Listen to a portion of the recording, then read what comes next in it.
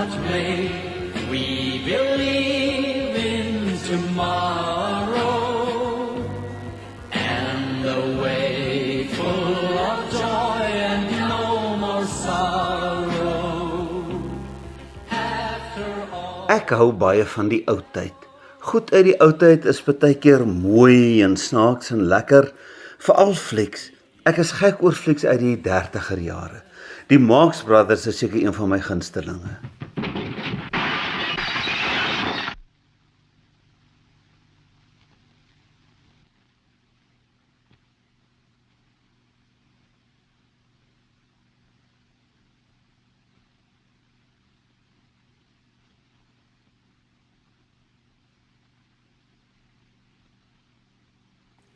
Die fliek Daksoep gaan oor 'n totale absurde stelsel polities, juridies, ekonomies. Chickalini, give me a number from 1 to 10. 11. Right.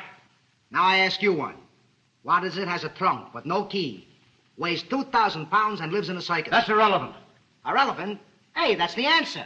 Ek geniet dit omdat dit snaaks was, maar die ironie is dit was gemaak in 'n tyd toe die politiek en die ekonomie regtig waar in 'n krisis was. Dis die paar jaar voor die Tweede Wêreldoorlog. Dis die tyd na die depressie. So wat het hulle gedoen?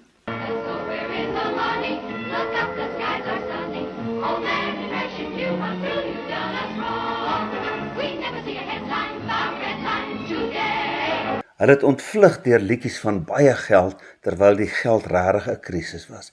Dis 'n tyd wat die tegnologie van die mens 'n rat in 'n masjien gemaak het.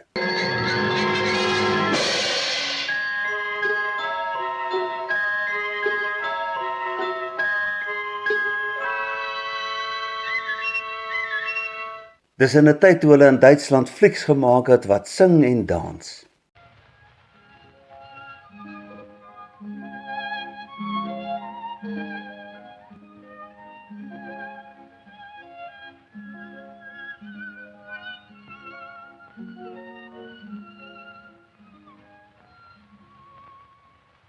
Terwyl die haglike omstandighede van die werklikheid besig was om voor te berei, om op te bou tot die Tweede Wêreldoorlog.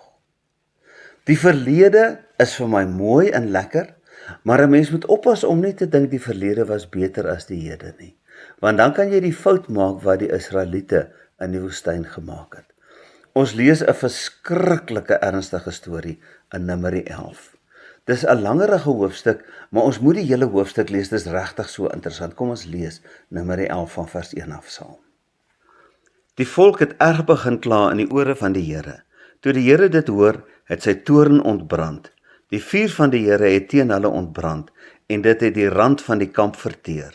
Die volk het na Moses om hulp geroep. Moses het tot die Here gebid, en die vuur het doodgegaan. Daardie plek is toe Tabera genoem, omdat die vuur van die Here teen hulle ontbrand het. Die gepepel wat tussen die Israeliete was, het baie gulsig geraak. Ook die Israeliete het weer gekerm en gesê, as iemand ons tog maar net vleis sal gee om te eet. Ons onthou die vis wat ons in Egipte geëet het, verniet. Ook die komkommers, wat lemoene, pruie, eie en knoffel. Maar nou is ons kele droog, daar is absoluut niks behalwe hierdie manne waarteen ons moet vaskyk nie. Die manne was soos koriandersaad en het die kleur van balsemhaars gehad. Die volk het rondgegaan, dit bymekaar gemaak, dan met maalklippe gemaal of in vysels fyn gestamp. Hulle het dit in potte gekook en roosterkoeke daarvan gemaak. Dit het gesmaak soos iets wat met olie gebak is. Wanneer die dou snags op die kamp afgekom het, het die manne daarmee saam afgekom. Moses het die volk hoor kerm in hulle familiegroepe, elkeen by die ingang van sy tent. Die toorn van die Here het hewig ontbrand. In die oë van Moses was dit verkeerd. Moses sê toe vir die Here, waarom maak u dit moeilik vir u dienskneg? Waarom vind ek nie genade in u oë nie? Om daarom die las van hierdie hele volk op my te plaas. Het ek dan swanger geraak met hierdie hele volk, of het ek aan hulle geboorte gegee, dat u vir my sê, dra hulle teen jou bors soos 'n pleegouer 'n suigeling dra, na die grond wat u aan hulle voorouers met 'n eed beloof het. Waar moet ek vleis kry om vir hierdie hele volk te gee? Want hulle kerm by my en sê, gee vir ons vleis sodat ons kan eet. Alleen kan ek hierdie hele volk nie dra nie, want dit is te veel eisend vir my. As jy so met my wil maak, maak my dan maar dadelik dood. As ek genade in u oë gevind het, laat my dan nie my ellende aanskou nie. Die Here sê toe vir Moses, Maak vir my 70 man uit die oudstes van Israel bymekaar, van wie jy die ervaring het, dat hulle die oudstes van die volk en opsieners is. Neem hulle dan na die tent van ontmoeting en laat hulle daar by jou staan. Ek sal afkom en daar met jou praat. Ek sal 'n deel van die gees wat op jou rus wegneem en op hulle plaas. Hulle sal dan saam met jou die las van die volk dra, sodat jy dit nie alleen hoef te dra nie. Vir die volk moet jy sê, heilig julle self teen môre, dan sal julle vleis eet. Want julle het in die ore van die Here gekerm en gesê, as iemand ons maar net vleis sal gee om te eet. Dit was immers vir ons goed in Egipte. Die Here sal vir julle vleis gee, en julle sal eet.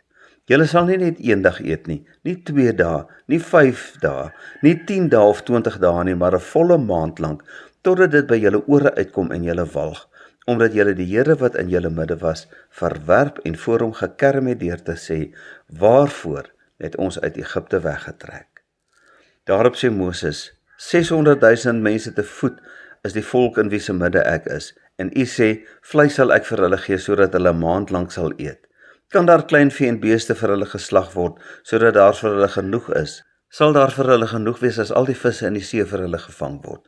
Maar die Here het Moses geantwoord, is die hand van die Here te kort? Nou sal jy sien of my woord vir jou waar word of nie. Moses het uitgegaan en die Here se woorde aan die volk meegedeel.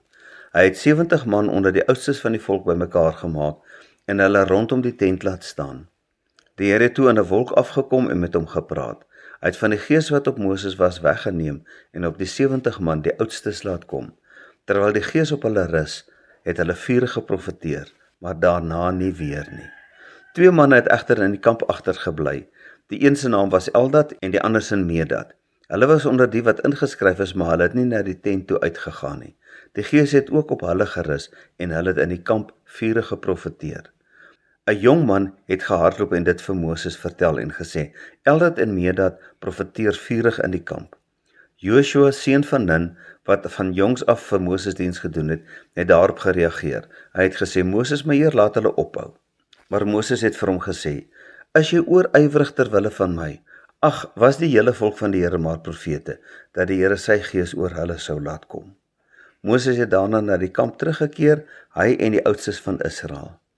'n Wind wat van die Here afkom, het toe opgesteek. Dit het kwartels van die see af aangewaai en hulle oor die kamp gelos, ongeveer 2 el bo die grond, 'n dagreis ver aan alle kante rondom die kamp.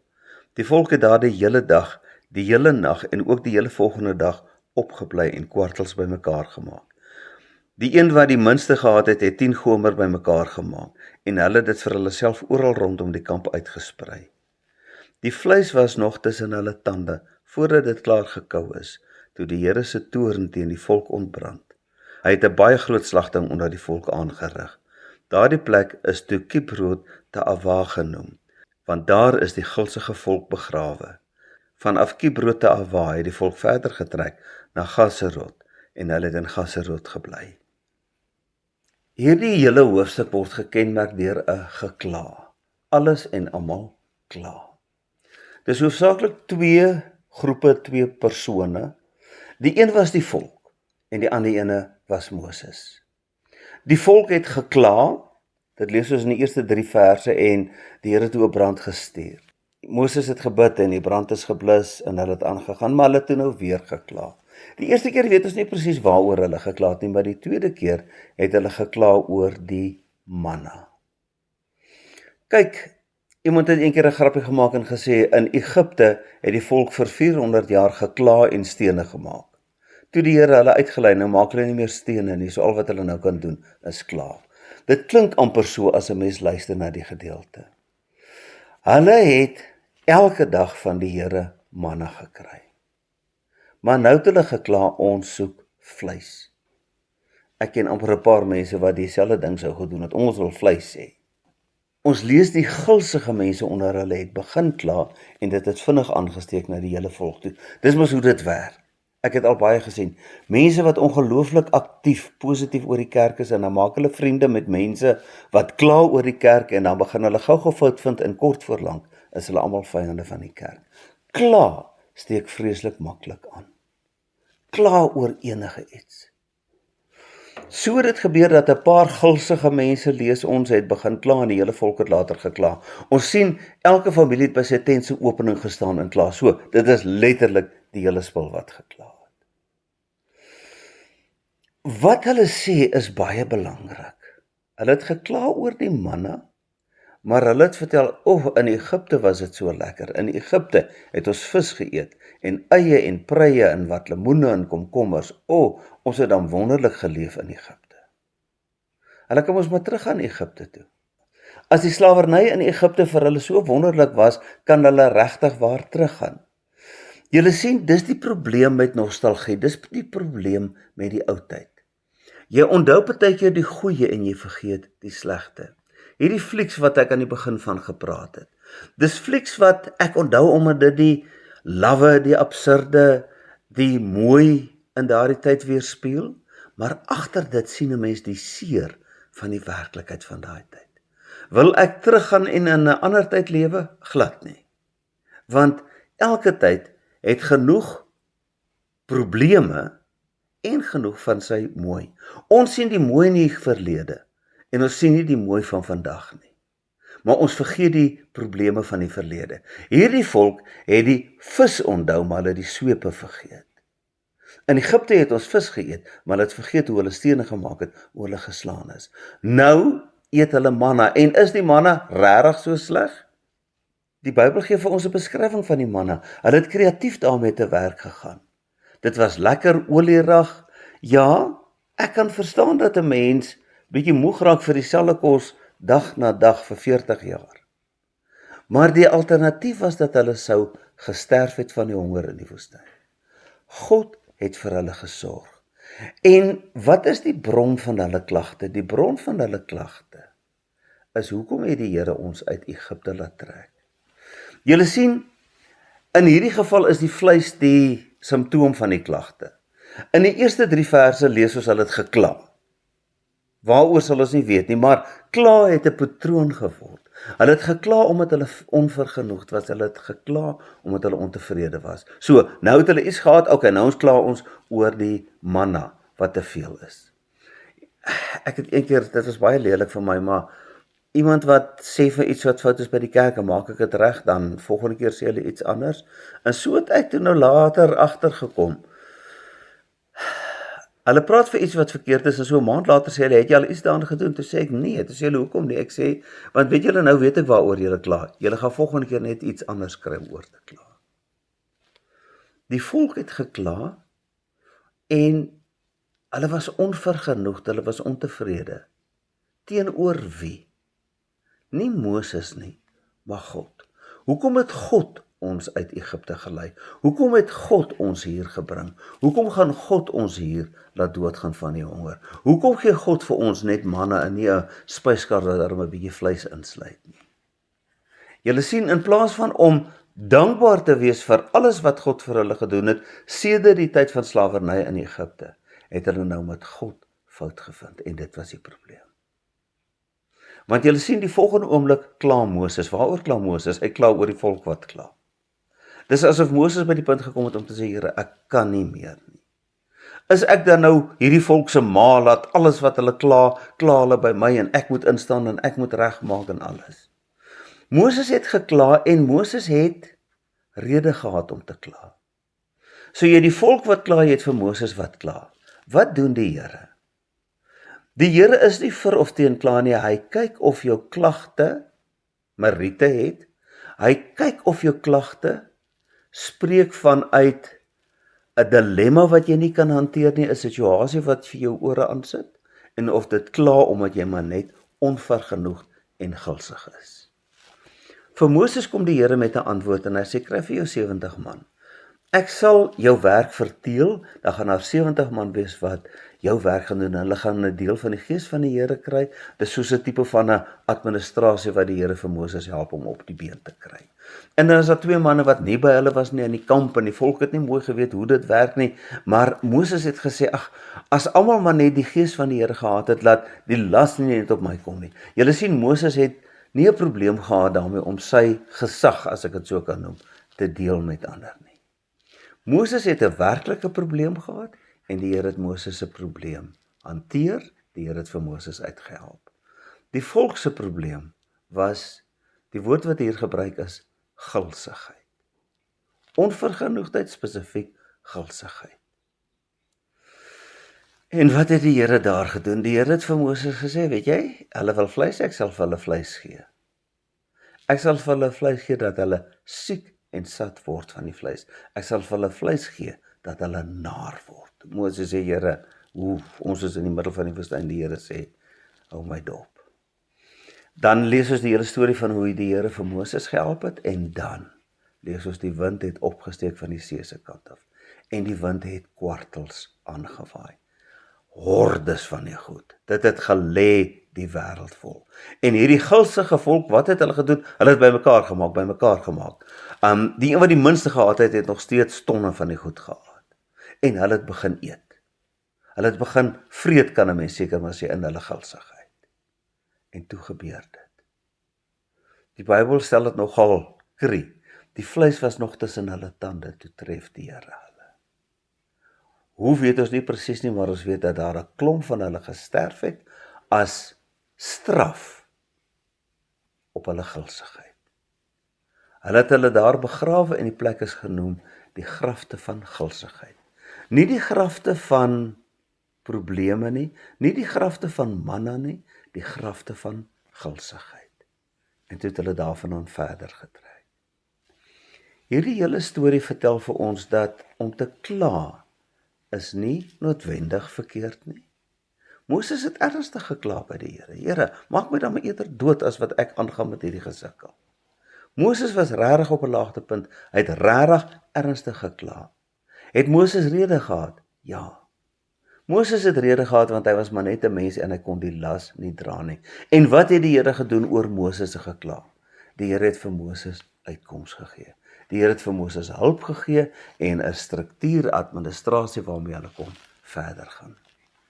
En die volk, is interessant, ons lees een keer hier in Eksodus 16, voor hulle nog by die berg Sinaï gekom het die Here vir hulle ook kwartels gegee toe hulle gekla het, en die Here het nou vir hulle hier ook kwartels gegee. Hierdie kwartels is nie 'n seën nie, dis 'n straf.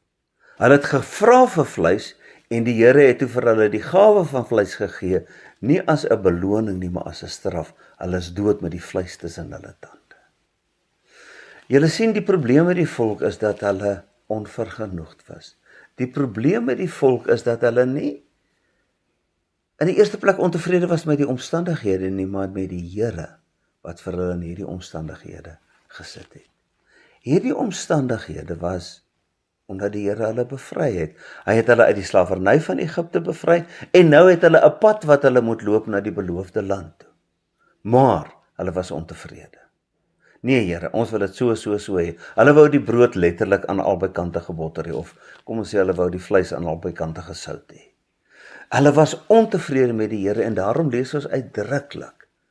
Hulle het die Here wat in hulle midde was verwerp, en vir hom gekerm deur te sê, waarvoor het ons uit Egipte weggetrek? Die Here was in hulle midde. Die Here het hulle gelei. Maar dit was nie vir hulle genoeg nie. Inteendeel, dit was hulle probleem, want hulle het gevra, waarom het die Here ons uit Egipte gelei? Hulle het in plaas van om dankbaar te wees vir die Here se redding, hierdie redding en die Here daarmee saam verwerp deur te sê, as ons maar in Egipte gebly het, daar het ons lekker gelewe. Die kerm en kla is die simptome. Agter dit lê 'n diep onvergenoegdheid, 'n gulsigheid. Hulle is nie tevrede met wat die Here vir hulle gee nie. En dit is die belangrike ding wat ons uit hierdie stukkie geskiedenis moet leer. Dis nie verkeerd om na die Here toe te gaan as jy probleme het nie. Die gedeelte sê nie vir ons dis verkeerd om vir die Here te vra vir vleis of vir iets beter nie, maar wat is jou motivering? Die oomblik wanneer ek sê, as ek dit of dat nie het nie, sal ek nooit gelukkig kan wees nie. As ek nie 'n goeie werk het nie, sal ek nie gelukkig kan wees nie. As ek nie 'n huis vir my eie het nie, sal ek nie gelukkig kan wees nie. As ek nie daar en daar die motor het nie, sal ek nie gelukkig wees nie. Soveel goed wat vir my gelukkig maak, soveel goed wat die voorwaarde vir my geluk is. In daardie geval is daardie goed my God, my afgod. Want my geluk kom nie van goed af nie, my geluk kom van God af. As ek in God my geluk vind en ek sê, Here, gee vir my hierdie werk, Here, help vir my om daar te bly, ek sal so bly wees daarvoor, Here, ek het hierdie nodig. Dit mag ek doen, dit wil ek amper sê, moet ek doen. Maar om onvergenoeg te wees, om gulsig te wees, en dan te sê, Here, hoekom doen U nie dit en dat vir my nie? Here, ek wil dit hê, ek wil dat hê, anders sal ek nooit gelukkig kan wees nie.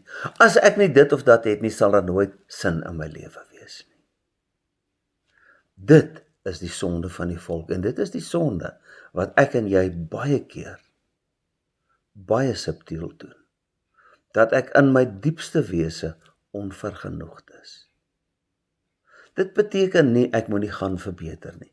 Dit beteken nie, ek moet nie hard werk om myself dinge te gun wat ek graag wil hê nie. Dit beteken nie, ek mag nie vir die Here vir dinge vra nie.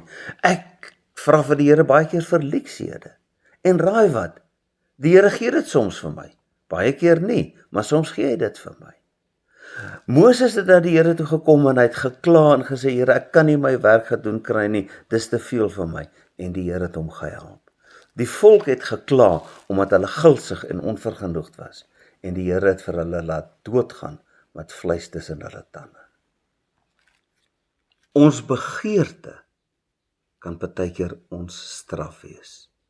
In hierdie gedeelte lees ons die volk het vleis begeer en die Here het vir hulle vleis gegee as 'n straf, nie as 'n genadegawe nie. Baie keer moet ek mooi dink, dit wat ek wil hê.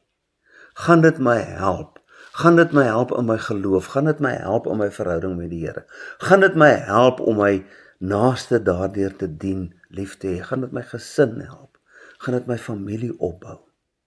Of gaan dit van my meer van 'n gulsige vraat maak? Sodat ek ook eendag as ek begrawe word sê, daar is nie 'n graf van honger, 'n graf van manne nie, maar daar is 'n graf van gulsigheid. Gulsigheid nie net in terme van kos nie, maar gulsigheid aan jou hele wese. Ek wil meer, ek wil meer, ek wil nog hê, ek wil beter hê. Ek sê weer, om meer en beter te wil wees, of te wil hê, is nie 'n fout nie. Maar as dit my geluk bepaal, as dit my afgod word, moet ek oppas dat die Here nie vir my daardie God gee, en dan moet ek daardie God dien en sien wat 'n wrede God dit is nie. God is groot in sy genade. God verstaan vir ons. God gee vir ons die verlede sodat ons goeie herinneringe kan hê. Daar's niks so lekker nie soos om te praat oor die ou dae. Maar die oomblik wanneer ek praat oor die ou dae asof dit beter was as vandag, dan sê ek by implikasie, die Here sorg nie vir vandag nie. Ja, ons kan praat oor die probleme van vandag, maar nie klaar nie om te sê, ek wonder watter uitkoms die Here vir ons gaan gee.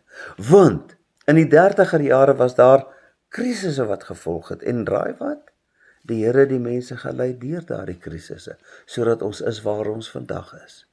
So gaan mense oor 10, 20 jaar, 50 jaar, terugkyk na hierdie tyd en sê, wow, die ou tyd was daar maar lekker. 2026, 2030, dit was daar 'n wonderlike tye, nie soos wat ons nou beleef nie. Nee. God gee vir my 'n nou, God gee vir my 'n vandag, sodat ek vandag die Here kan dien, sodat ek vandag dankbaar kan wees, sodat ek vandag kan werk op 'n goeie lewe. Beter? Ja, ek kan werk vir 'n beter lewe. Maar in alles lê my dankbaarheid en my geluk by die Here. Here, hoekom is ek hier? Ek weet nie, ek verdien dit nie, maar baie dankie dat U vir my alles gee wat ek vandag het. Amen.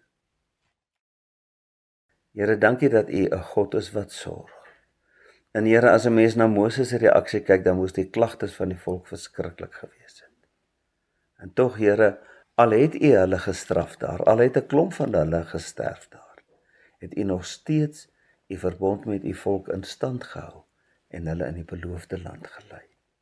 Help vir my, Here, om U goedheid elke dag raak te sien, want Here, dan sal ek U goedheid beleef en ek sal elke dag leef uit U oorvloed.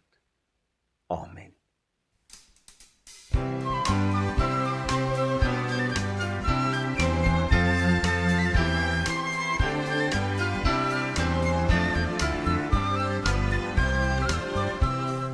Here, hoe bly moeder en 'n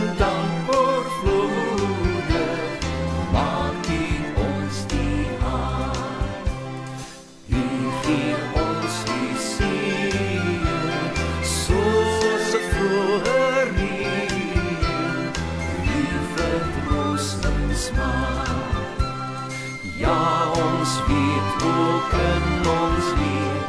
Lief ons onder u genade, vrees ons nie die kwade. Jullie gee u liefde, so word ons vergewe, en verlos van dood. In die groot ontferming, gee u ons beskerming, redde uit die nood. Ons sal tot die eer leer, in die heil met blydskap lewe, aan u oorgegewe. Ons sal tot die eer leer, in die heil met blydskap lewe, aan u oorgegewe.